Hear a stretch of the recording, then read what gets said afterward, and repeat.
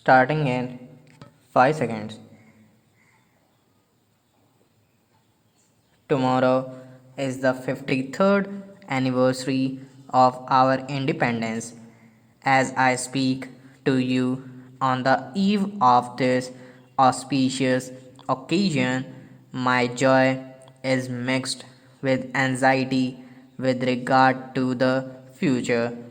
The founding fathers of our Constitution had reposed faith in the maturity and innate wisdom of our people and had envisaged a steady and progressive evolution of the quality of the democratic way of life in our country.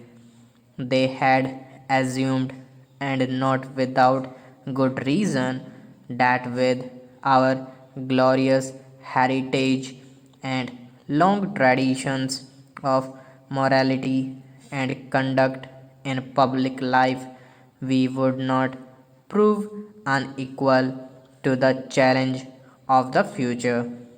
How have we discharged this trust?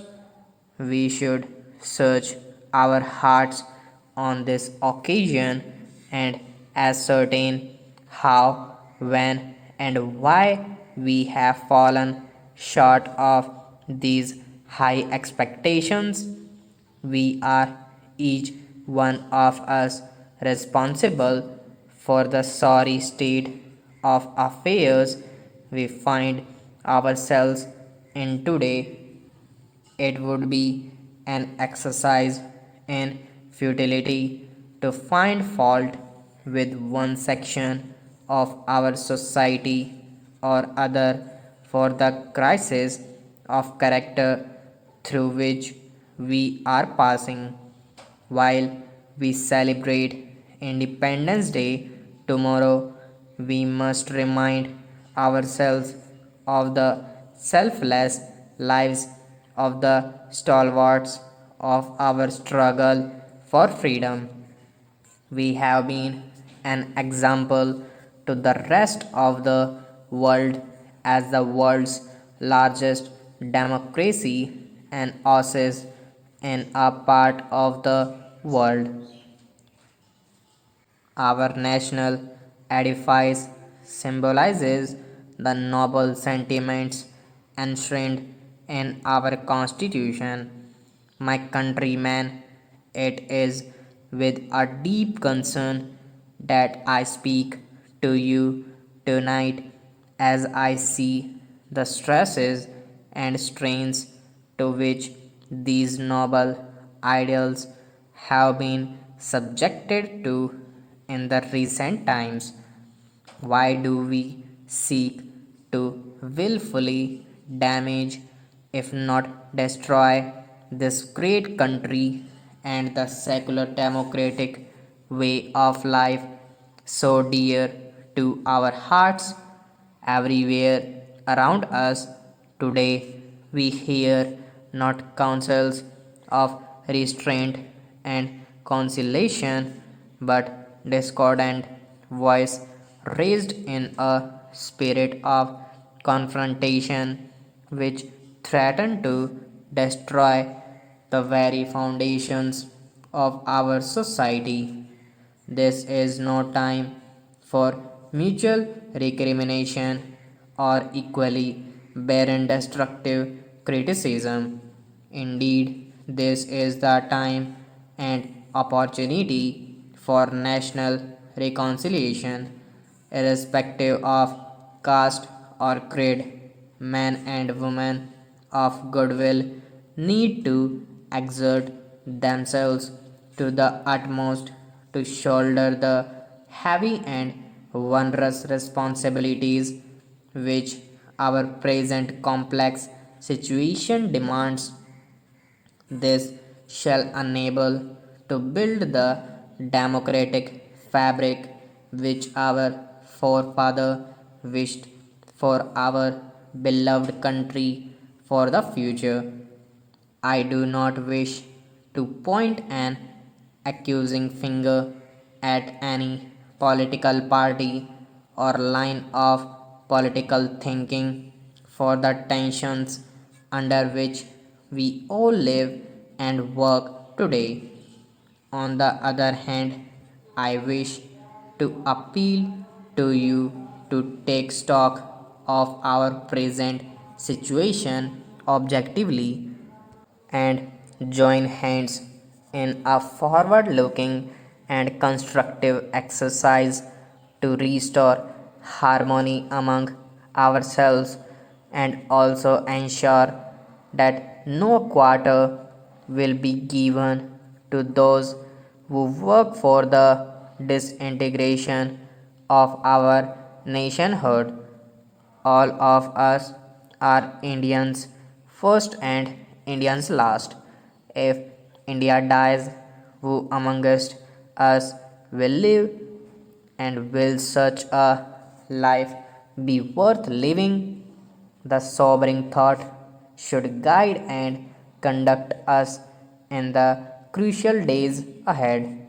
Our Constitution, which is the most comprehensive written constitution in the world, cannot obviously provide for every possible contingency in our national life. Necessarily, therefore, healthy conventions based on sound and lasting principles of public morality and uncompromisable basic values in public life will have to be evolved. But this is not all. We have to take note of the rapidly changing lifestyle of our body politic. Never since independence have principles been compromised and the basic values of life treated with such contempt. The time is ripe now for enlightened public opinion in the mainstream of our national life to consider the steady and cumulative deterioration of standards in public life and public morality in all its aspects and review the provisions of the constitutions in the light of our experience of working it over the last 3 decades. We are today facing tasks of such magnitude and complexity as our people have not faced before. Here again, I do not wish to apportion blame at shortcomings in one or other sphere of nation building activity. In our hearts, all of us know where our failures lie. All of us also know that the goals we have set for ourselves cannot be achieved without the cooperation and goodwill of all sections of our society. What then is holding up is in our march towards the realization of our dreams for prosperity and happiness for all. I would like you all to ponder over this vital issue. If you do, your conscience will point to certain basic obligations which each one of us has to accept, even if it means the subordination of personal ego for the larger good.